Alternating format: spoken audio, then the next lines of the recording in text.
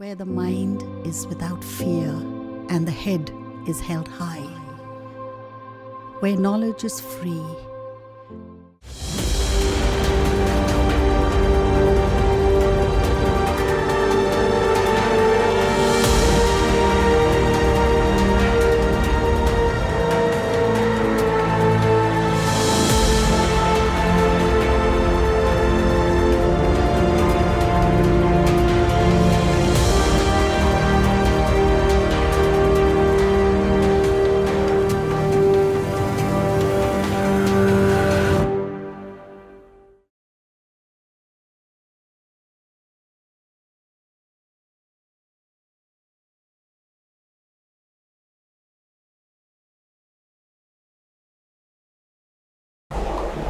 ছাত্রছাত্রীরা আশা করি তোমরা প্রত্যেকে ভালো আছো, সুস্থ আছো। ভার্চুয়াল ক্লাসরুমে তোমাদের পুনরায় স্বাগত জানাই। আমি শুভ্রবিতান সাহা, মালদা জেলা স্কুলের পদার্থবিদ্যার শিক্ষক। মালদা জেলা প্রশাসনের উদ্যোগে যে অনলাইন টেলিক্লাসের ব্যবস্থা করা হয়েছিল, সেই ক্লাসে আজ আমি পুনরায় তোমাদের সামনে উপস্থিত হয়েছি একাদশ শ্রেণীর ক্লাসরুমে। এবং তোমরা জানো আমরা মহাকর্ষ অধ্যায় পড়ছিলাম। বিগত ক্লাসগুলোতে আমরা যে বিষয় অবধি আলোচনা করেছিলাম সেইগুলো হলো অভিকর্ষ কী, অভিকর্ষজ ত্বরণ কী এবং অভিকর্ষজ ত্বরণ কী কী কারণে পরিবর্তন হয়।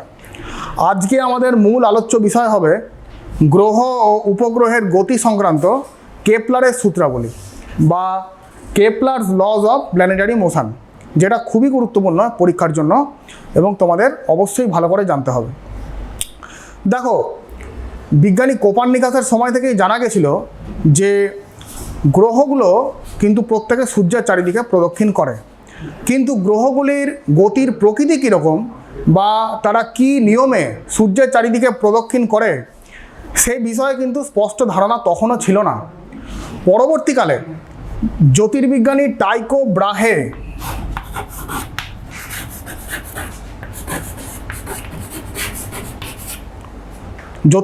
টাইকো ব্রাহে তিনি কিন্তু সর্বপ্রথম টেলিস্কোপ ছাড়াই গ্রহগুলির অবস্থান মোটামুটি পর্যবেক্ষণ করে বলেছিলেন এবং সেই পর্যবেক্ষণ করে দেওয়া তথ্যগুলি বিশ্লেষণ করে জার্মান বিজ্ঞানী জোহানেস কেপলার কিন্তু সর্বপ্রথম গ্রহগুলির গতিবিধি সংক্রান্ত 3টে সূত্র প্রচলন করেন, যেগুলোকে আমরা কেপলারের সূত্রাবলী বলে পড়ব।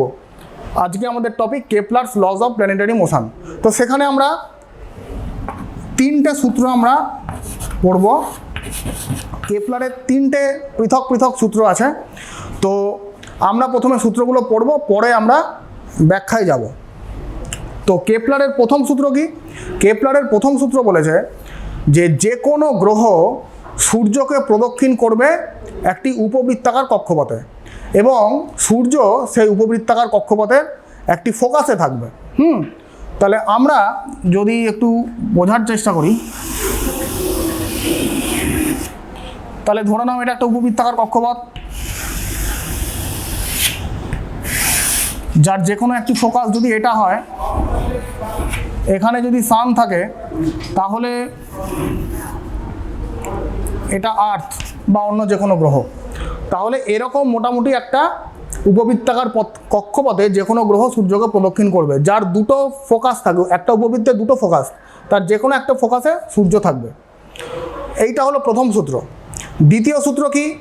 দ্বিতীয় সূত্র বলেছে যে কোনো গ্রহ এবং সূর্যের মধ্যে সংযোজক সরলরেখা সবসময় সমান সময়ের ব্যবধানে সমান ক্ষেত্রফল অতিক্রম করবে। অর্থাৎ কি? ধরো গ্রহটি প্রথম পজিশন হচ্ছে এইটা, ধরো গ্রহটি পি পজিশনে ছিল, টি সময় পর গ্রহটি এইখানে চলে এসছে। এদের সংযোজককারী সরলরেখা কোনটা? এইটা। এবং এই সংযোজককারী সরলরেখার মধ্যবর্তী ক্ষেত্রফল এইটা এ। বিজ্ঞানী কেপলার বলে গেছেন যে পরবর্তী টি সময়ে গ্রহটি যদি এইখানে চলে আসে, অর্থাৎ আর পজিশনে চলে আসে, তাহলে পরবর্তী টি সময়েও যে ক্ষেত্রফল অতিক্রম করবে সেটাও এই হবে। অর্থাৎ যে কোনো গ্রহ এবং সূর্যের যে সংযোজককারী সরলরেখা সেটা সবসময় সমান সময়ের ব্যবধানে সমান ক্ষেত্রফল অতিক্রম করবে। 3 নম্বর সূত্র কি কেপলারের? 3 নম্বর সূত্র বলা হয়েছে যে কোনো গ্রহ সূর্যের চারিদিকে প্রদক্ষিণকালের বর্গ সেটা সমানুপাতিক। কার সাথে সমানুপাতিক? সূর্য থেকে সেই গ্রহের যে দূরত্বের ঘনফলের সঙ্গে সমানুপাতিক। অর্থাৎ T square proportional to R cube. যে কোনো গ্রহ সূর্যের চারিদিকে যে প্রদক্ষিণ করে সেই প্রদক্ষিণকালের বর্গ সূর্য থেকে সেই গ্রহের যে দূরত্ব তার ঘনফলের সঙ্গে সমানুপাতিক। এইটা হচ্ছে তৃতীয় সূত্র। তো আমরা 2 নম্বর সূত্র এবং 3 নম্বর সূত্রের প্রমাণটা আমাদের সিলেবাসে আছে, সেটা আমাদের পড়তে হবে। আচ্ছা, এবং তোমাদেরকে একটা কথা বলে রাখি যে কেপলারের যে গতি, মানে গ্রহগুলো যে কেপলারের গতি অনুযায়ী চলাচল করে সেটাকে আমরা বলবো কেপলারীয় গতি। গ্রহগুলোর গতিকে আমরা কেপলারীয় গতি বলবো এবং তাদের কক্ষপথকে কেপলারীয় কক্ষপথ বলবো।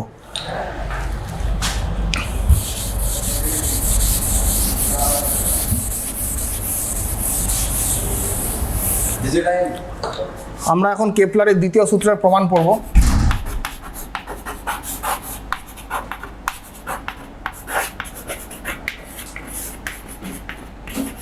দ্বিতীয় সূত্রের প্রমাণ।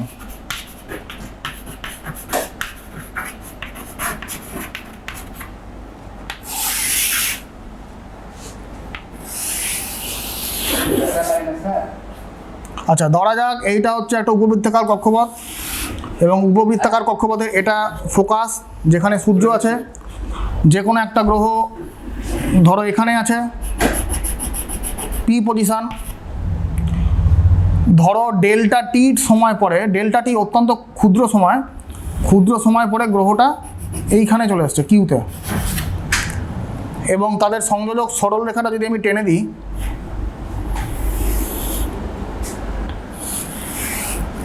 এইটা হচ্ছে তাদের সংযোজক সরলরেখা। এই অ্যাঙ্গেলটা হচ্ছে থিটা এবং এইটা খুবই ছোট একটা অ্যাঙ্গেল, সেটা হচ্ছে ডেল্টা থিটা। এবং সূর্য এবং এই গ্রহের সংযোজক সরলরেখা হচ্ছে আর। সূর্য এবং সেই গ্রহের সংযোজক সরলরেখা হচ্ছে আর। তো এরকম যদি হয় তাহলে গ্রহটা পিতে ছিল, ডেল্টা টি সময় পর সে কিউতে চলে এসছে। তাহলে তোমরা আমাকে বলো তো যে এইটুকু বৃত্তচাপের যে দৈর্ঘ্য, সেই বৃত্তচাপের দৈর্ঘ্য কত হবে? তোমরা জানো, ক্লাস 10-এ পড়েছ s equal to r theta. তাহলে সেরকম আমরা যদি বলতে পারি তাহলে পি কিউ এই বৃত্তচাপের দৈর্ঘ্য হবে আর, এই যে আর ইন্টু এদের মধ্যেকার অ্যাঙ্গেল ডেল্টা থিটা। তাহলে পি কিউ এই বৃত্তচাপের দৈর্ঘ্য হলো আর ডেল্টা থিটা। আচ্ছা, এইবার ডেল্টা টি যেহেতু খুব ক্ষুদ্র একটা সময়, সেই জন্য আমরা এইটুকু অংশকে আমরা সরলরেখা হিসাবে ভাবতে পারি। এইটুকু অংশ সরলরেখা। তাহলে তাই যদি হয়, সরলরেখা যদি হয়, তাহলে এইটুকু, এই ত্রিভুজের ক্ষেত্রফল কত?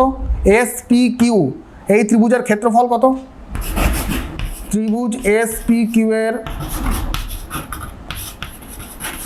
ক্ষেত্রফল সেটা কত হবে? হাফ ভূমি R into R del theta. ভূমি হচ্ছে R del theta into R, half আর square delta theta. S P Q এই ত্রিভুজের ক্ষেত্রফল। আচ্ছা, ডেল্টা টি বললাম খুব ক্ষুদ্র সময়। যদি ডেল্টা টি যদি টেন্স টু 0 হয় তাহলে এই ক্ষেত্রফলটার নাম দিয়ে দিলাম ডেল্টা এ। তাহলে delta A almost equal to half R square delta theta. Delta T tends to 0 হলে ক্ষেত্রফলের মানটা কত হয়? হাফ আর স্কোয়ার ডেল্টা থিটার সঙ্গে সমান হচ্ছে। আচ্ছা, আমরা যদি এটাকে ডেল্টা টি দিয়ে ভাগ করি, লিমিট নিয়ে নেব।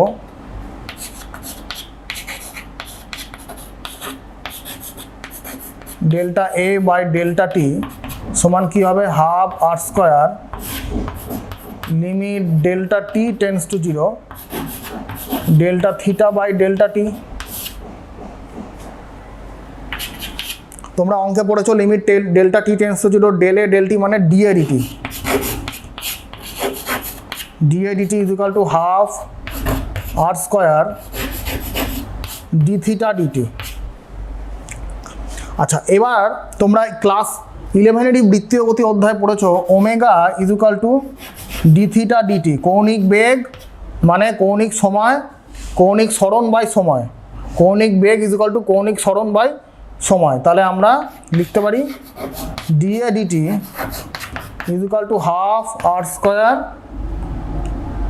ওমেগা, ওমেগা মানে কৌণিক বেগ। আচ্ছা,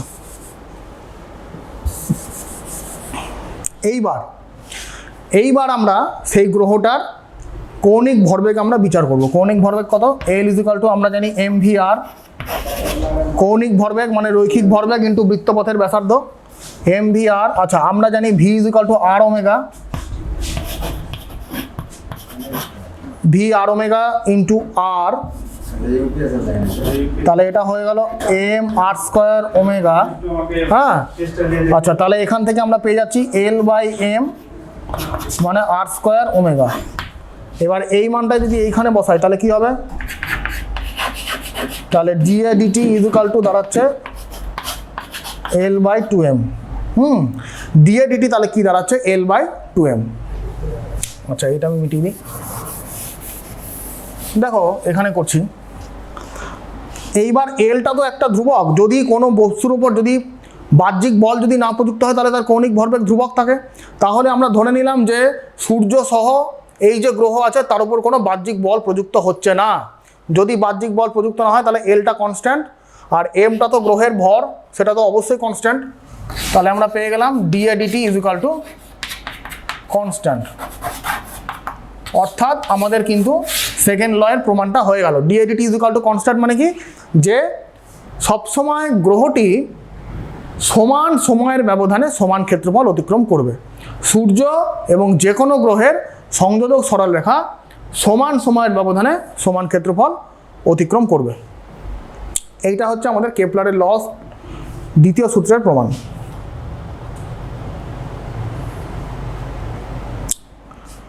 আচ্ছা, আশা করি তোমরা বুঝতে পেরেছ।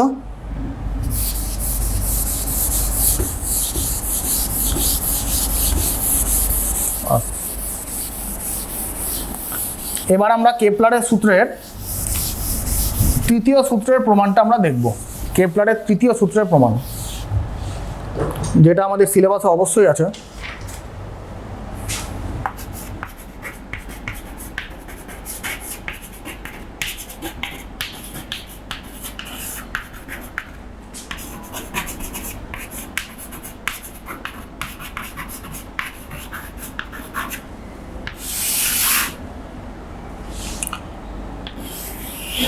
ধরা যাক সূর্যের ভর হচ্ছে m0 এবং সূর্যকে কেন্দ্র করে কোনো একটা গ্রহ ঘুরছে যার ভর হচ্ছে m।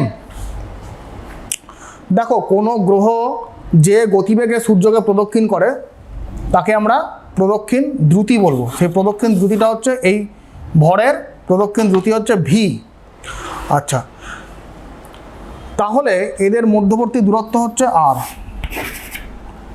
কোনো গ্রহ বা কোনো বস্তু যখন বৃত্তাকার পথে প্রদক্ষিণ করে, বৃত্তাকার পথে প্রদক্ষিণ করার জন্য কোনো বস্তুর যেটা অবশ্যই দরকার সেটা হচ্ছে অভিকেন্দ্র বল। ঠিক আছে, তাহলে এই যে এম ভরের একটা বস্তু সূর্যকে প্রদক্ষিণ করছে বৃত্তাকার কক্ষপথে, এই কক্ষপথে প্রদক্ষিণ করার জন্য বস্তুর একটা অবশ্যই অভিকেন্দ্র বল দরকার পড়বে।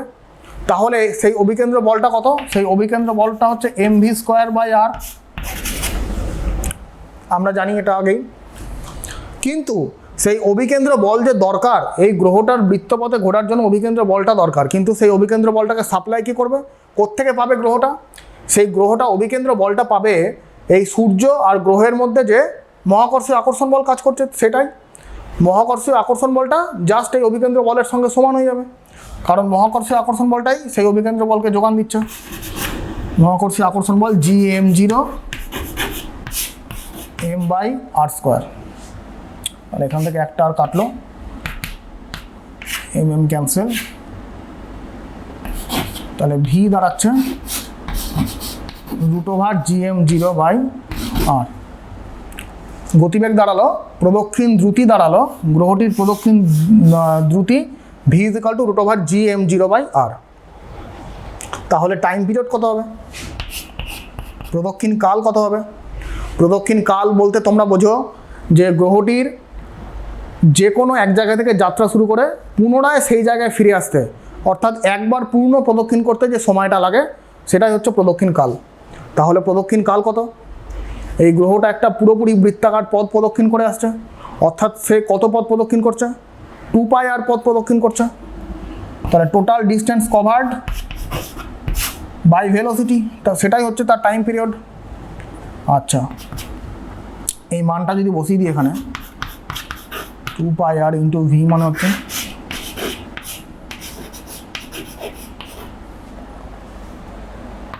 আটটাকে যদি আমি রুটের ভেতর রাখি তাহলে r³/Gm0, অর্থাৎ এটাকে যদি আমি স্কোয়ার করে দিই t² = 4π² × r³/Gm0। দেখো সবই কনস্ট্যান্ট, 4π² কনস্ট্যান্ট, Gm0 সবই কনস্ট্যান্ট, অতএব আমরা বলতে পারি t² ভ্যারিদাস r³, t² ভ্যারিদাস r³। অর্থাৎ এখানেই কিন্তু কেপলারের তৃতীয় সূত্রের প্রমাণটা আমাদের হয়ে গেল। অর্থাৎ আমরা কি দেখলাম, যে কোনো গ্রহ সূর্যের চারিদিকে ঘুরতে যে সময় লাগে, অর্থাৎ তার পর্যায়কালের বর্গ সেটা সমানুপাতিক কার সঙ্গে সমানুপাতিক? সূর্য থেকে সেই গ্রহের দূরত্বের ঘনফলের সঙ্গে সমানুপাতিক। তাহলে আমরা এখান থেকে কি বলতে পারি? হ্যাঁ, যে গ্রহ সূর্য থেকে যত কাছে আছে তার প্রদক্ষিণ কাল তত কম, যে গ্রহ সূর্য থেকে যত দূরে আছে তার প্রদক্ষিণ কাল তত বেশি। অ্যাকচুয়ালি তাই বুধের ক্ষেত্রে দেখা গেছে প্রদক্ষিণ কালটা 88 দিন মাত্র, আর সূর্য থেকে সবথেকে দূরতম গ্রহ যেটা নেপচুন তার প্রদক্ষিণ কাল 165 বছর। ঠিক আছে, তো এইটা হচ্ছে আমাদের কেপলারের সূত্রের প্রমাণ, কিন্তু আমরা পেয়ে গেলাম। তবে একটা জিনিস এখান থেকে তোমরা বুঝতে পারছো যে মানে এখানে কিন্তু গ্রহের ভরের কিন্তু কোনো ভূমিকা নেই। ভেলোসিটির রাশিমালাই দেখো বা টাইম পিরিয়ডের রাশিমালাই দেখো, এখানে কিন্তু গ্রহের ভরের কিন্তু কোনো ভূমিকা নেই।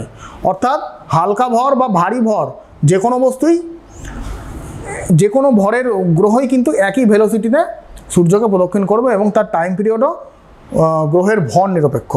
ঠিক আছে, আচ্ছা আচ্ছা আশা করি তোমরা প্রমাণটা বুঝতে পেরেছ।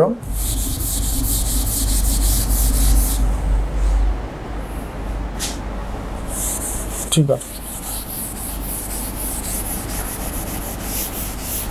এবার আমরা পড়বো মুক্তিবেগ। মুক্তিবেগ কি জিনিস?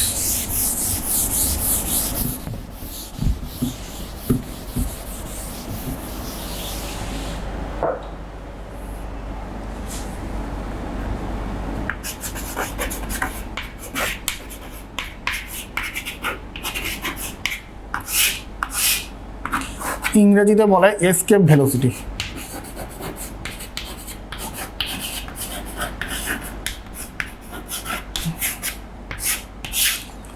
দেখো নাম শুনে বুঝতে পারছো, মুক্তিবেগ অর্থাৎ মুক্ত হয়ে যাওয়া। এসকেপ মানেও তাই, এসকেপ মানে মুক্ত হয়ে যাওয়া।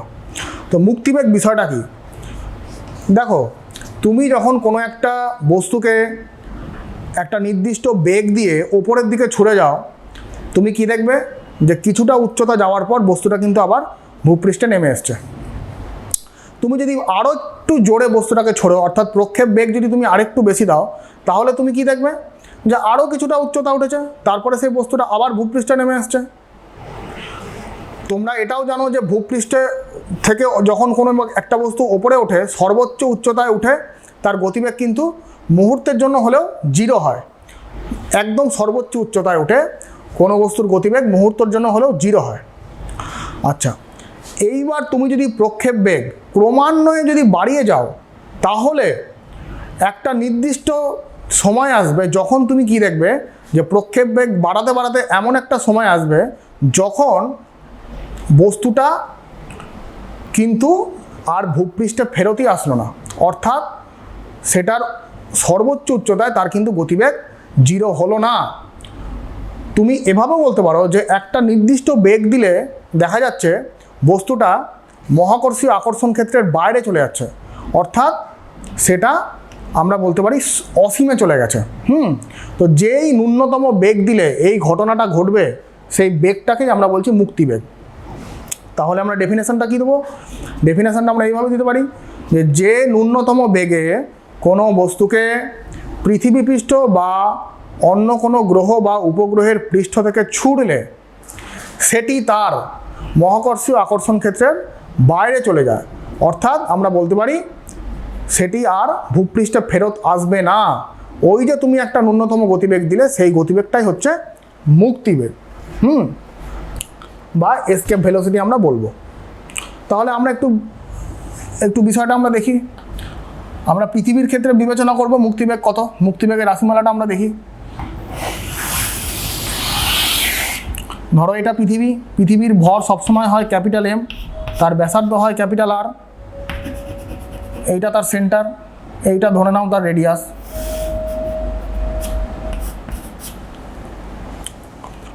ধরো একটা বস্তু এখানে আছে, এইখান থেকে সেন্টার থেকে তার দূরত্ব হচ্ছে এক্স, বস্তুটার ভর হচ্ছে এম। বস্তুটার ভর যদি এম হয়, পৃথিবীর ভর ক্যাপিটাল এম, তাহলে এই বস্তু আর পৃথিবীর মধ্যে কত আকর্ষণ বল কাজ করছে? তাদের মধ্যে আকর্ষণ বল কাজ করছে F equal to G M by x square. X হচ্ছে তাদের মধ্যে দূরত্ব। আচ্ছা, এইবার বস্তুটাকে আমি কি করব? বস্তুটাকে তার মহাকর্ষীয় আকর্ষণ বলের বিরুদ্ধে ডিএক্স পরিমাণ সরাবো। তার মানে তাদের মধ্যে আকর্ষণ বল কাজ করছে নিচের দিকে, অর্থাৎ আমি তাদের আকর্ষণ বলের বিরুদ্ধে ধরো আমি এইটুকু পরিমাণ ওপরে সরালাম, এইটুকু হচ্ছে ডিএক্স পরিমাণ ওপরে সরালাম, মহাকর্ষীয় আকর্ষণ বলের বিরুদ্ধে সরালাম। তাহলে ডিএক্স পরিমাণ সরাতে তা কত কৃতকার্য করতে হবে? আমাকে কৃতকার্য করতে হবে প্রযুক্ত বল ইন্টু সরণ, অর্থাৎ GMm by x square into dx. এই পরিমাণ কৃতকার্য আমাকে করতে হবে। আচ্ছা, যেহেতু ডিএক্সটা খুব ছোট অংশ আমি সরিয়েছি, যেহেতু ডিএক্সটা খুব ছোট, তাই জন্য আমি কৃতকার্যটাকে ধরবো ডিডাব্লিউ। আচ্ছা, এইবার তোমাদের মনে প্রশ্ন আসতে পারে, আমাকে তো বস্তুটাকে অসীমে সরাতে হবে, অসীমে সরানোর জন্য কত বেগ লাগে সেটাই আমরা বার করতে যাচ্ছি, কিন্তু আমি তো এখানে বললাম ডিএক্স পরিমাণ সরালাম। তাহলে কেমন করে হলো? দেখো, অ্যাকচুয়ালি আমরা কি করেছি, অসীমটাকে আমরা ছোট ছোট অসংখ্য ডিএক্সের সমন্বয় হিসাবে আমরা ধরে নিতে পারি। অসীমটাকে আমরা অসংখ্য ছোট ছোট ডিএক্সের সমন্বয় হিসাবে যদি আমরা ধরে নিই, তাহলে কি হবে? তাহলে প্রত্যেকবার ডিএক্স পরিমাণ সরানোর জন্য আমি পৃথক পৃথক কৃতকার্য বার করব, এবং সেই প্রত্যেকবার কৃতকার্য যেটা আমি পেলাম সেগুলোকে যদি আমি সাম টোটাল করে দিই, তাহলেই আমি অসীম দূরত্ব অবধি পাঠানোর জন্য কৃতকার্যটা পেয়ে যাব। কিন্তু সেই বিষয়টা অত্যন্ত জটিল আর সময় সাপেক্ষ, বুঝতেই পারছো, কারণ প্রত্যেকবার আমাকে ডিএক্স পরিমাণ সরানোর জন্য কত কৃতকার্য করতে হচ্ছে সেটা ক্যালকুলেশন করার পর আবার তাদেরকে সাম টোটাল করতে হচ্ছে। তো একবারে আমি কি করব, একবারে আমি ইন্টিগ্রেশন করে দেবো, কারণ তোমরা জানো ইন্টিগ্রেশন হচ্ছে সামেশনেরই একটা ভার্সান। তাহলে আমরা যদি একবারে ইন্টিগ্রেশনটা করে দিই, ডাব্লুকে ডিডাব্লু থেকে ডাব্লু পাওয়ার জন্য আমাকে ইন্টিগ্রেশন করতে হবে GMm by x square dx. একবারে আমি ইন্টিগ্রেশন করে দিলাম। ইন্টিগ্রেশনের লিমিটটা কত হবে? দেখো, অ্যাকচুয়ালি এটা কিন্তু এক্স হলো, এটা কিন্তু আর, মানে এটা ভূপৃষ্ঠের ওপরে আছে বস্তুটা, কেন্দ্র থেকে ভূপৃষ্ঠ অবধি দূরত্বটা হচ্ছে পৃথিবীর ব্যাসার্ধ, অর্থাৎ আর থেকে আমি কোথায় পাঠাতে আছি? ইনফিনিটিতে পাঠাতে আছি। তাই জন্য ইন্টিগ্রেশনের লোয়ার লিমিটটা হবে আর, আপার লিমিটটাকে আমি ইনফিনিটি দেবো। এটা যদি করি তাহলে ইন্টিগ্রেশনটা আমি করছি না, আমি একবারে দেখিয়ে দিচ্ছি। এটা করলে দাঁড়াবে জিএমএম বাই আর, ইন্টিগ্রেশনের রেজাল্টটা দাঁড়াবে W equal to G M M by R. তাহলে এই যে কৃতকার্যটা দরকার বস্তুকে ইনফিনিটিতে পাঠাতে, আমাকে যে কৃতকার্যটা করতে হবে সেটা হচ্ছে জিএমএম বাই আর। এই কৃতকার্যটা আসবে কোত্থেকে? বস্তুটাকে তো আমাকে ছুটতে হবে, বস্তুটাকে তো আমাকে গতিশক্তি দিতে হবে, তাহলেও তো সে এই কৃতকার্যটা পাবে, এবং এই কৃতকার্যটা পেলেই বস্তুটা অসীমে চলে যাবে। অর্থাৎ আমাকে একটা নির্দিষ্ট অনুভূমিক বেগ দিয়ে বস্তুটাকে ছুটতে হবে, অর্থাৎ আমাকে নির্দিষ্ট একটা গতিশক্তি প্রয়োগ করতে হবে, যে গতিশক্তিটা পেলে বস্তুটা এই কৃতকার্য লাভ করবে এবং তখন সে অসীমে চলে যাবে। তাহলে আমাকে কত গতিশক্তি দিতে হবে? ধরলাম আমি গতিশক্তি প্রদান করব 12 mv², কিন্তু আমি এখানে ভি লিখবো না, আমি এখানে ভিই লিখছি, কারণ এই গতিশক্তি যদি এই ওয়ার্ক ডানের সঙ্গে সমান হয়ে যায় তাহলে বস্তুটা অসীমে চলে যেতে পারবে। তাহলে এই গতিশক্তি এই ওয়ার্ক ডানের সঙ্গে সমান, অর্থাৎ gmm/r, অর্থাৎ mm ক্যান্সেল বোথ সাইড থেকে,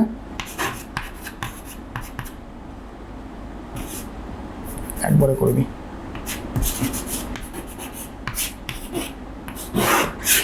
ভিই দাঁড়ালো √2gm/r। আচ্ছা, আমরা জানি যে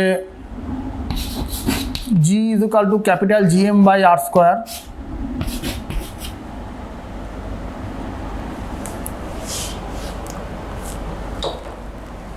এইখানে কৃতকার্যটা ক্যাপিটাল আর।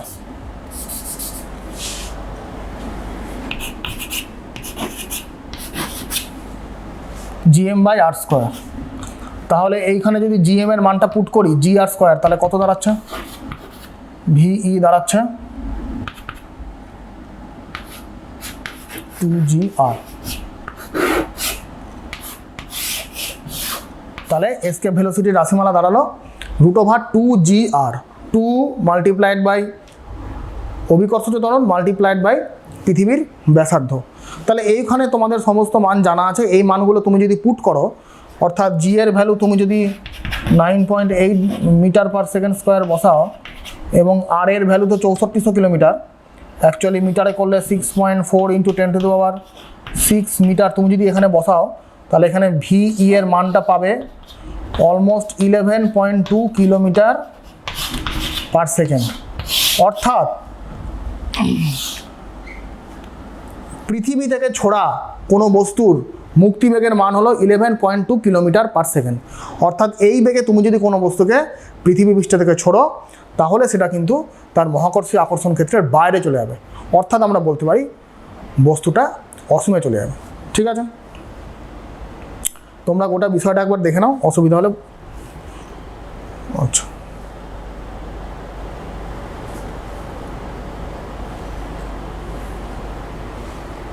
আচ্ছা, আশা করি তোমরা বুঝতে পেরেছ। এইখানে তোমাদের একটা বলে রাখি, তোমাদের একটা কোশ্চেন খুব দিয়ে দেয় আজকাল, যে কোশ্চেনটা 2 নম্বরের কোশ্চেন আছে যে পৃথিবীর বায়ুমণ্ডলে কেন হালকা গ্যাস বর্তমানে আর দেখতে পাওয়া যায় না। হালকা গ্যাস বলতে কোন কোন গ্যাস? হাইড্রোজেন, হিলিয়াম, হ্যাঁ, এই সমস্ত যে সমস্ত হালকা গ্যাস আছে সেইগুলো বর্তমানে কেন পৃথিবীতে আর তাদের অস্তিত্ব নেই, এই কোশ্চেনটা কিন্তু দিয়ে দিতে পারে। তো দেখো, পৃথিবী সৃষ্টির সময় যেরকম ভারী গ্যাস যেরকম ছিল, অক্সিজেন, নাইট্রোজেন, কার্বন ডাইঅক্সাইড ইত্যাদি ভারী গ্যাস যেরকম ছিল, সেরকম কিন্তু হালকা গ্যাসও ছিল, হাইড্রোজেন, হিলিয়াম তারাও ছিল। এখন তোমরা পরবর্তীকালে পড়বে যে গ্যাসের গতীয় তত্ত্ব যখন তোমরা পড়বে তখন দেখতে পাবে যে গ্যাসের অণুর গতিবেগ সেটা হচ্ছে পরম উষ্ণতার বর্গমূলের সঙ্গে সমানুপাতিক। সেইটা থেকে জানা যায় যে হাইড্রোজেন অণুর আরএমএস বেগ CH2 এটা হচ্ছে 1.6 কিলোমিটার/সেকেন্ড। হাইড্রোজেন অণুর আরএমএস বেগ কত? 1.6 কিলোমিটার/সেকেন্ড। আচ্ছা, এইবার তোমরা জানো যে পৃথিবী সৃষ্টির সময় ভূপৃষ্ঠের কত উষ্ণতা ছিল? বায়ুমণ্ডলের উষ্ণতা অনেক বেশি ছিল। বায়ুমণ্ডলের উষ্ণতা বেশি থাকার জন্য তার অভ্যন্তরে যে গ্যাসগুলো আছে, হালকা গ্যাস যেমন হাইড্রোজেন, তার আরএমএস বেগও অনেক বেশি ছিল। পৃথিবী সৃষ্টির সময় দেখা গেছে এই হাইড্রোজেন গ্যাসেরই আরএমএস বেগ ছিল অলমোস্ট ইকুয়াল টু 5 কিলোমিটার/সেকেন্ড, কারণ তখন টেম্পারেচার অনেক বেশি ছিল, তাই জন্য হাইড্রোজেন গ্যাসের আরএমএস বেগের মানও বেশি ছিল। অর্থাৎ আমরা এটা বলতে পারি যে কিছু কিছু হাইড্রোজেন গ্যাসের গতিবেগ মুক্তিবেগের সমান ছিল বা তার থেকে কিছু কম বেশি ছিল দীর্ঘদিন ধরে। তাহলে কিন্তু কী হয়েছে, হাইড্রোজেন গ্যাসগুলো বা হিলিয়াম গ্যাস যারা ছিল তারা কিন্তু দীর্ঘদিন ধরে আস্তে আস্তে পৃথিবী পৃষ্ঠ থেকে বিলীন হতে শুরু করেছে। তবে ভারী গ্যাস যারা আছে, নাইট্রোজেন বা কার্বন ডাইঅক্সাইড বা অক্সিজেন যারা, তাদের আরএমএস বেগের মান অতটা বেশি না থাকার জন্য তাদেরকে কিন্তু বর্তমানে দেখা যায়, কিন্তু হালকা গ্যাসগুলো পৃথিবী পৃষ্ঠ থেকে আস্তে আস্তে বিলীন হয়ে যাচ্ছে। আশা করি বিষয়গুলো তোমাদের কাছে পরিষ্কার হয়েছে।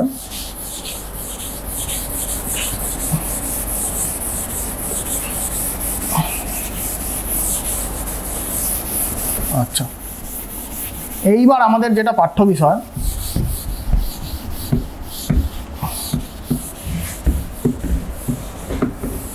এইবার আমরা পড়ব কৃত্রিম উপগ্রহ।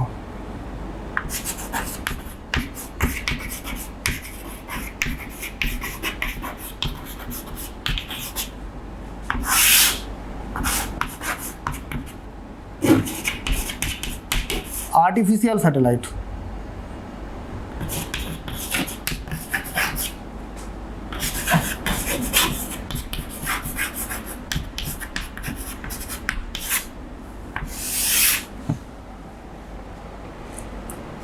আচ্ছা, চাঁদ কিন্তু পৃথিবীর একমাত্র উপগ্রহ, এবং এর আগেই আলোচনা করা হয়েছে যে নিউটনীয় মহাকর্ষ গতি থেকে কিন্তু এই বিভিন্ন গ্রহ উপগ্রহের গতিবিধি কিন্তু ব্যাখ্যা করা সম্ভব।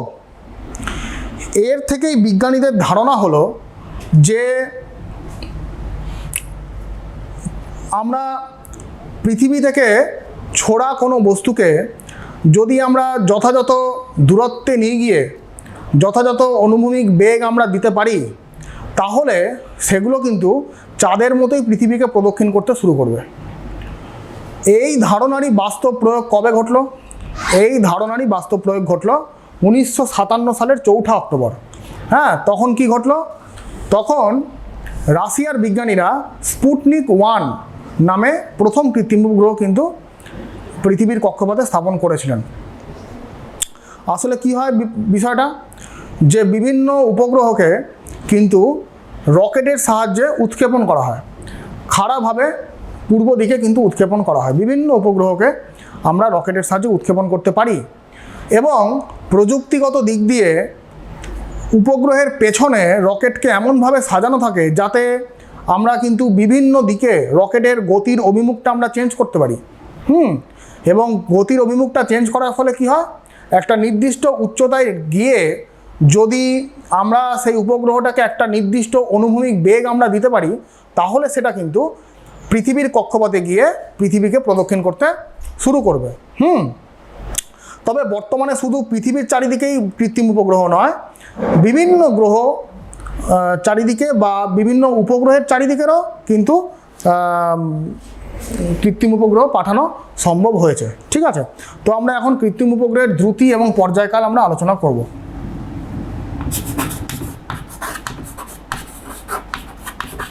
কৃত্রিম উপগ্রহের দ্রুতি।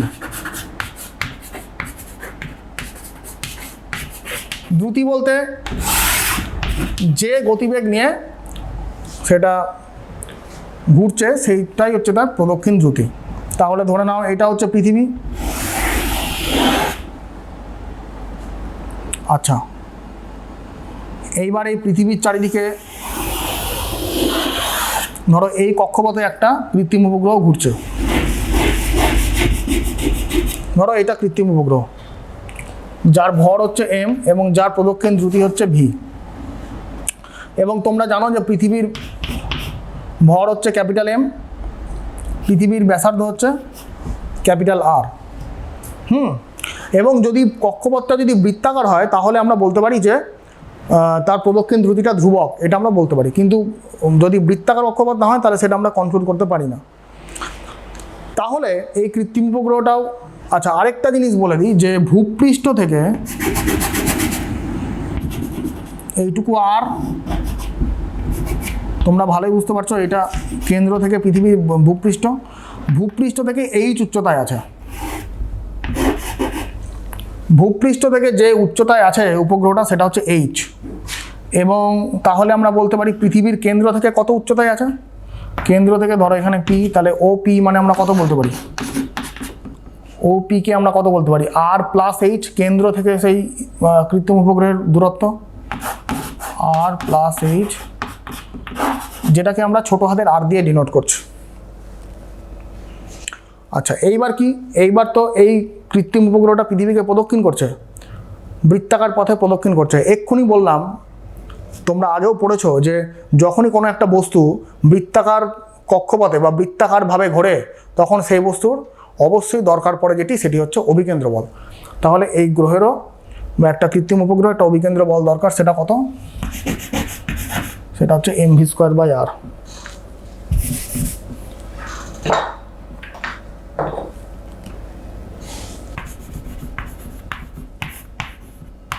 mv²/r ইকুয়াল টু কি হবে? এই অভিকেন্দ্র বলটাকে কে যোগান দেবে? যোগান দেবে এই পৃথিবী আর এই কৃত্রিম উপগ্রহের মধ্যে যে মহাকর্ষীয় আকর্ষণ বল, সেটা কত? gmm বাই তাদের মধ্যে দূরত্বের স্কোয়ার। আর ক্যান্সেল, একটা এম ক্যান্সেল, তাহলে ভি দাঁড়ালো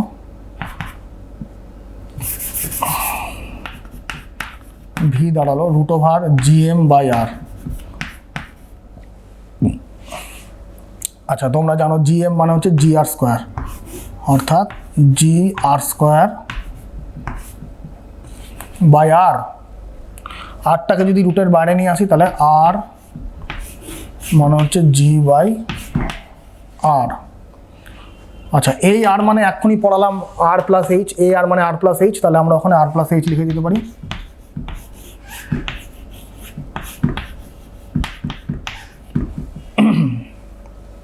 তাহলে প্রদক্ষিণ দ্রুতির মান একটা আমরা পেলাম, সেটা হচ্ছে যে আর মানে পৃথিবীর ব্যাসার্ধ এই আর ইন্টু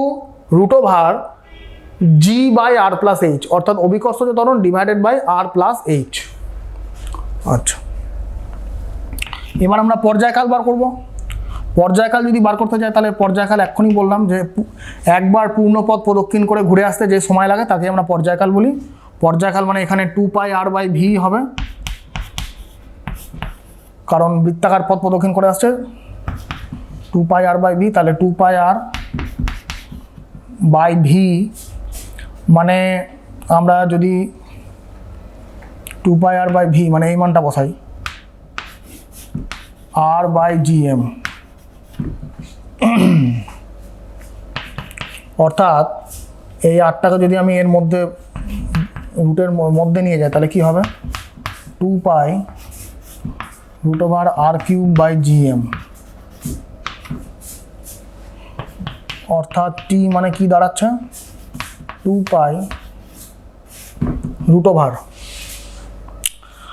কিউবের জায়গায় আমি r+h তার হোল কিউব বসাতেই পারি আমি। r+h তার হোল কিউব ডিভাইডেড বাই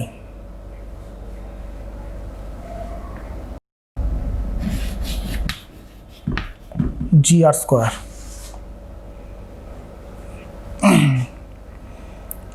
অর্থাৎ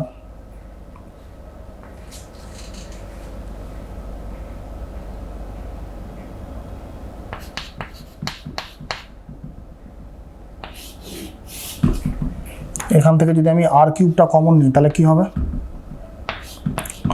1+h/r whole cube divided by gr²। h/r তার হোল কিউব, এখানে উপর থেকে আর কিউবটা কমন নিয়েছি, তাহলে এটা আমরা এখানে লিখি। তাহলে t ইকুয়াল টু কি দাঁড়াচ্ছে? 2π। আচ্ছা এখান থেকে r² থেকে একটা আর কাটবে, একটা আর থাকবে, তাহলে 2π√r/g into 1+h/r whole to the power 3/2। এইটা দাঁড়ালো আমাদের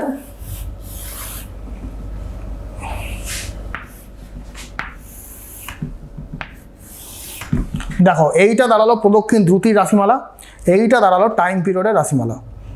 তো এইগুলো একটু মনে রাখতে হবে, কারণ আমাদের এগুলো থেকে কিন্তু নিউমেরিক্যালস আসলে যাতে আমরা অতি সহজেই আমরা করতে পারবো।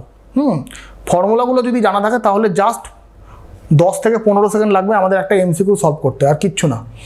তাহলে কি বিষয়টা, প্রদক্ষিণ দ্রুতি দাঁড়ালো এইটা আর √g/r + h, আর টাইম পিরিয়ড দাঁড়ালো 2π √r/g 1 + h/r whole to the power 3/2। এখানে একটা জিনিস খেয়াল করো যে টাইম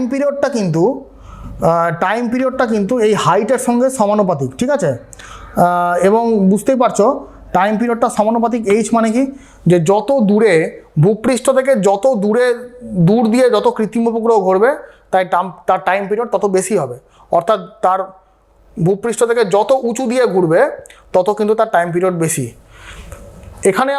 এখানে আবার কিন্তু উল্টো, গতিবেগের সঙ্গে মানে উচ্চতাটা কিন্তু ব্যস্তানুপাতিক, অর্থাৎ যত কম উচ্চতা দিয়ে কোনো উপগ্রহ ঘুরবে তার ভেলোসিটি কিন্তু তত বেশি হবে, অর্থাৎ সে মানে তত জোরে ঘুরবে, মানে যত তার ভূপৃষ্ঠ থেকে দূরত্বটা কম হবে সে কিন্তু তত আরও জোরে ঘুরবে।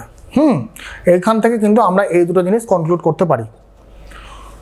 আচ্ছা, এইবার যদি তোমাকে একটা স্পেশাল কেস বলে দেয়, যদি ধরো খুবই কাছ দিয়ে ঘুরছে, পৃথিবীর খুবই কাছ দিয়ে ঘুরছে, ধরো এই সমস্ত জায়গা দিয়ে ঘুরছে বা আরও কাছে, তাহলে কি হবে, তাহলে এইচটাকে আমরা নেগলেক্ট করতে পারি। তো তাহলে এইচ যদি অলমোস্ট ইকুয়াল টু 0 হয়ে যায় তাহলে কি হচ্ছে, তাহলে ভি এর মানটা কি দাঁড়াচ্ছে, ভি এর মানটা দাঁড়াচ্ছে, এখান থেকে যদি এইচটা 0 করে দিই তাহলে কি দাঁড়াবে, তাহলে √gr দাঁড়াবে, √gr, হ্যাঁ। আর টিটা কি দাঁড়াবে, এইচটাকে 0 করে দিলে দাঁড়াবে 2π √r/g, এইটা দাঁড়াবে। মানে এইটা স্পেশাল কেস, অর্থাৎ যদি কোশ্চেনে বলা দেয় যে ভূপৃষ্ঠের খুব কাছাকাছি ঘুরছে গ্রহটা, কৃত্রিম উপগ্রহটা খুব ভূপৃষ্ঠের খুব কাছাকাছি কোনো কক্ষপথ দিয়ে ঘুরছে, তাহলে তার গতিবেগের ফর্মুলা দাঁড়াবে √gr, আর টাইম পিরিয়ডের ফর্মুলা দাঁড়াবে 2π √r/g। এইটা হচ্ছে কৃত্রিম উপগ্রহ, ঠিক আছে। তো এইখান থেকে তোমাদের নানা রকম কোশ্চেন আসতে পারে, কৃত্রিম উপগ্রহের ব্যবহারও দিয়ে যেতে পারে। কৃত্রিম উপগ্রহের ব্যবহার তোমরা জানো যে টেলিযোগাযোগ, অর্থাৎ সিগন্যাল আদান প্রদানের মাধ্যমে আমরা পৃথিবীর বিভিন্ন স্থানে থাকা খেলাধুলা বা অনুষ্ঠান আমরা সহজেই দেখতে পারি, হ্যাঁ। আবহাওয়ার বিষয়ে পূর্বাভাস করা যায়, নিরীক্ষণ করা যায়, বা তোমার প্রতিরক্ষামূলক যে ব্যবস্থা বা নজরদারি সেটা করা যায়। তো এরকম নানাবিধ কৃত্রিম উপগ্রহের ব্যবহার আছে, ঠিক আছে। আচ্ছা, আশা করি তোমরা বুঝতে পেরেছো। দেখো, এইবার আমাদের যেটা পাঠ্য বিষয় সেটা হচ্ছে ভূসমলয় উপগ্রহ বা জিও স্টেশনারি স্যাটেলাইট। আচ্ছা, জিও কথাটার মানে হচ্ছে ভূ বা পৃথিবী, আর স্টেশনারি কথাটার মানে হচ্ছে স্থির। তাহলে এইখান থেকে কিন্তু আমরা জিও স্যাটেলাইট বা জিও স্টেশনারি স্যাটেলাইট সম্বন্ধে একটা ধারণা আমরা করতে পারি। কি বিষয়টা হচ্ছে পৃথিবী নিজের অক্ষের চারিদিকে প্রতি 24 ঘন্টায় একবার পশ্চিম থেকে পূর্বে পাক খায়, যেটা আহ্নিক গতি নামে পরিচিত। এইবার এমন একটা কৃত্রিম উপগ্রহকে যদি আমরা পৃথিবীর কক্ষপথে এমনভাবে স্থাপন করতে পারি যদি তার কক্ষপথটা বৃত্তাকার হয়,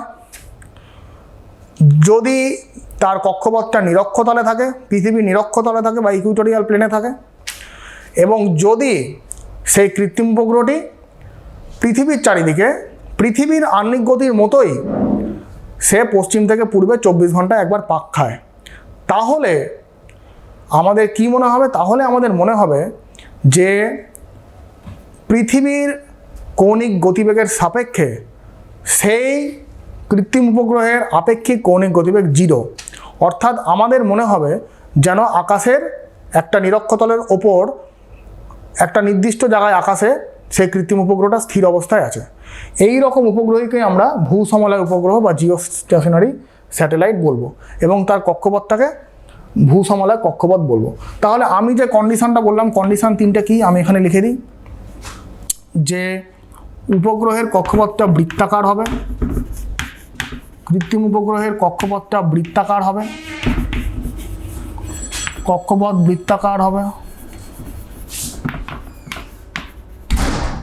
আচ্ছা, 2 নম্বর কি, কক্ষপথটি নিরক্ষতলে থাকবে, কক্ষপথটি নিরক্ষতলে থাকবে। আচ্ছা 3 নম্বর কন্ডিশন কি, যে পৃথিবীর আহ্নিক গতির মতো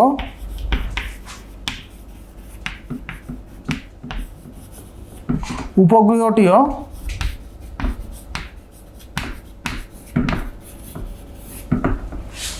24 ঘন্টায় পশ্চিম থেকে পূর্বে পৃথিবীকে পাক খাবে, পৃথিবীর চারিদিকে ঘুরবে।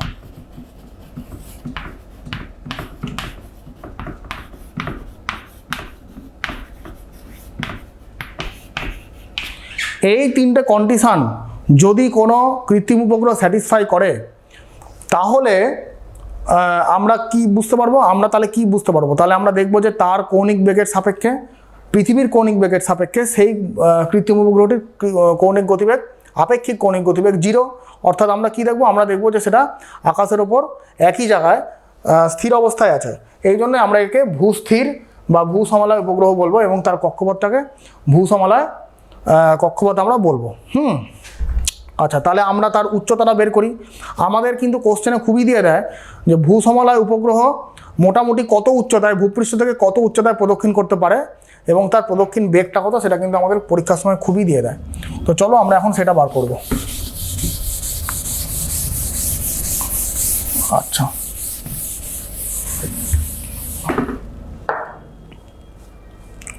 ধরা যাক এইটা পৃথিবী এবং এর চারিদিকে একটা কৃত্রিম উপগ্রহ ঘুরছে, যেটা ভূসমলয় উপগ্রহ, যার ভর ধরে নাও আর, যার ভর ধরে নাও এম, পৃথিবীর সেন্টার থেকে তার দূরত্ব হচ্ছে আর, এবং এটা ভূপৃষ্ঠ থেকে এইচ উচ্চতায় আছে। আর এইটুকু তো আর তোমরা জানো, মানে পৃথিবীর সেন্টার থেকে তার ভূপৃষ্ঠ অবধি মানে যেটা দূরত্ব সেটাই তার রেডিয়াস, এবং ভূপৃষ্ঠ থেকে এইচ উচ্চতায় আছে। অর্থাৎ আগের বারের মতোই আমরা ধরতে পারি R equal to R plus H. প্রদক্ষিণ দ্রুতি হচ্ছে ভি এবং টাইম পিরিয়ড হচ্ছে টি। পূর্ণপথ প্রদক্ষিণ করতে টাইম পিরিয়ড টি। তাহলে একদম আগের মতোই আমরা হিসাব করব যে বস্তুটা বা কৃত্রিম উপগ্রহটা একবার ঘুরছে, অর্থাৎ সে একটা বৃত্তাকার পথে প্রদক্ষিণ করছে। বৃত্তাকার পথে প্রদক্ষিণ করার জন্য তার দরকার অভিকেন্দ্র বল, যেটাকে যোগান দিচ্ছে পৃথিবী আর এই উপগ্রহের মধ্যে মহাকর্ষীয় আকর্ষণ বল, অর্থাৎ GMM/r²। একদম আগের মতো, অর্থাৎ এখান থেকে আমরা পেয়ে গেলাম আর V = √GM/r।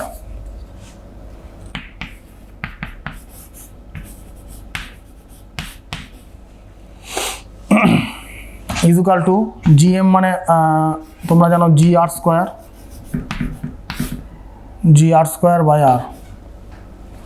টাইম পিরিয়ড কত হবে, 2πr/v।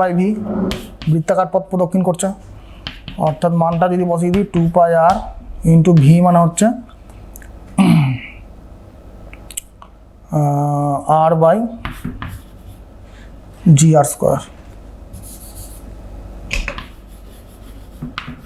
ঠিক আছে। আচ্ছা, এবার যদি আমরা বোথ সাইড স্কোয়ার করে দিই তাহলে কি হবে, t² = 4π² r³/gr²। আচ্ছা, তাহলে এখান থেকে আর এর মানটা আমরা পেয়ে যাব, উচ্চতাটা আমাদের বার করতে হবে। তাহলে আর এর মানটা আমরা কি পেয়ে যাব, gr²t²/4π² হোল টু দি পাওয়ার 1/3। অর্থাৎ আমরা আর এর মানটা পেয়ে গেলাম gr²t²/4π² হোল টু দি পাওয়ার 1/3। ঠিক আছে। এখানে তুমি যদি প্রত্যেকটা মান তুমি জানো, প্রত্যেকটা মান তুমি পুট করে দিলে তাহলে কি হবে মানটা। আচ্ছা, জি এর মান তুমি জানো 9.8, আর মানে পৃথিবীর ব্যাসার্ধ তোমরা জানো 6400 কিলোমিটার, মানে 6.4 ইন্টু 10⁶ মিটার।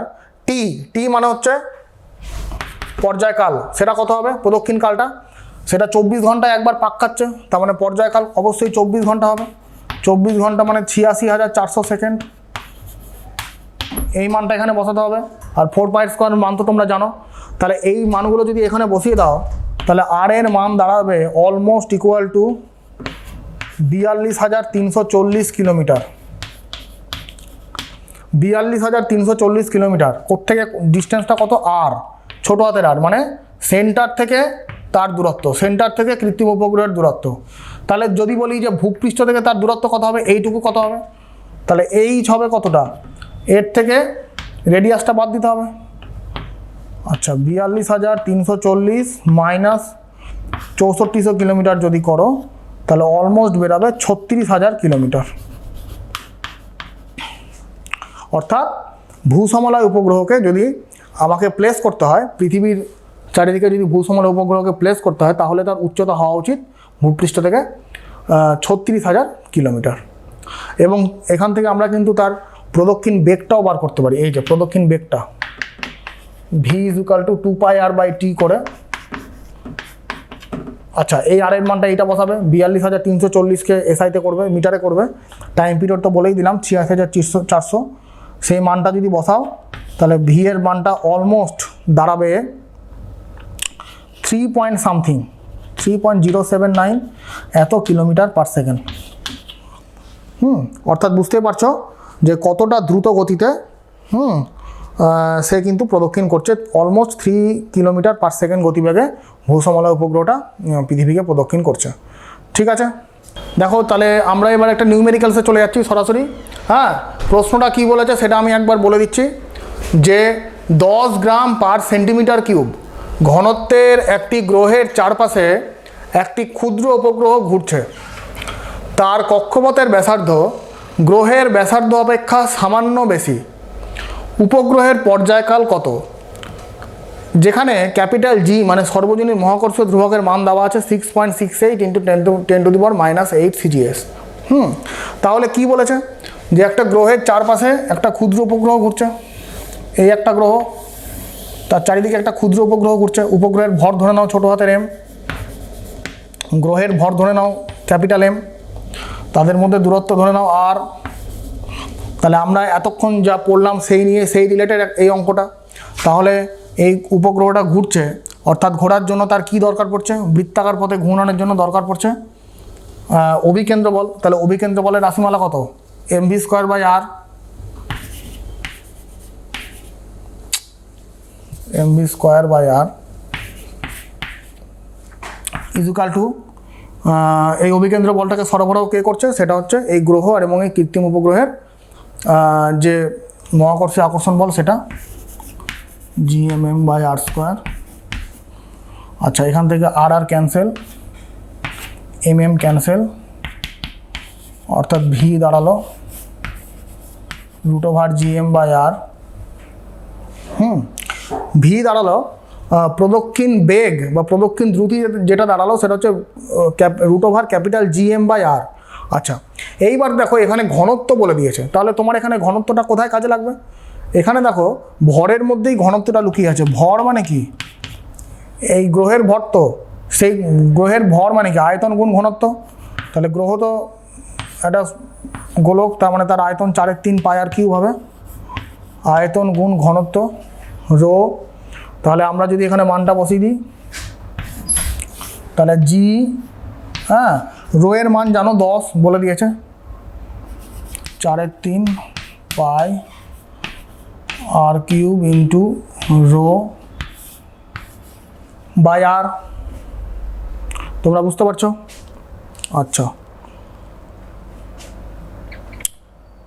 এইবার আচ্ছা এইখানে আমরা এই আটটাকে না বলে বড় হাতের তাদের মধ্যে দূরত্বকে আমরা ছোট হাতের আট ধরেছি, ঠিকই আছে। আচ্ছা, তাহলে এটাকেও আমাদের ছোট হাতের আড়ই ধরতে হবে।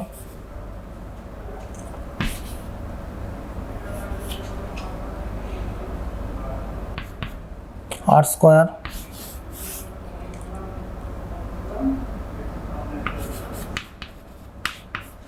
4/3π gr² রো। আচ্ছা, তুমি যদি প্রদক্ষিণ বেগ যদি পেয়ে যাও, তাহলে তুমি সহজেই টাইম পিরিয়ড পেয়ে যাবে। টাইম পিরিয়ড তুমি করে দেবে 2πr/v। ঠিক আছে, যেখানে এই আর এর মানটা, এই ভি এর মানটা তুমি এখান থেকে পেয়ে যাবে। হ্যাঁ, আর আচ্ছা তাহলে তুমি এখান থেকে কিন্তু সহজেই টাইম পিরিয়ডটা কিন্তু তুমি পেয়ে যাবে কাটাকুটি করে, ঠিক আছে? আচ্ছা আচ্ছা, তাহলে তোমাদের আজকের পঠন পাঠন এখানেই শেষ হচ্ছে, ক্লাস আজকে এখানেই শেষ। আজকে আমরা যেটা আলোচনা করলাম সেটা হচ্ছে mainly Kepler's laws of planetary motion. তারপর আমরা আলোচনা করেছি মুক্তিবেগ কি, এসকেপ ভেলোসিটি। আচ্ছা, কৃত্রিম উপগ্রহ, ভূসমলয় উপগ্রহ ইত্যাদি বিষয়গুলো কিন্তু আমরা পরপর আলোচনা করলাম। তোমরা বাড়িতে ভালো করে পড়ো, হ্যাঁ? তাহলে একটা জিনিস যেগুলো পড়ানো হলো সেগুলো বারবার পড়ো, বারবার রিভিশন দাও, তাহলেই তোমরা আশা করি পারবে, বুঝতে পারবে, কোনো অসুবিধা হওয়ার কথা না। ঠিক আছে, তাহলে তোমরা প্রত্যেকে ভালো থেকো, প্রত্যেককে শুভেচ্ছা জানাই। আজকের ক্লাস এখানেই শেষ, ধন্যবাদ।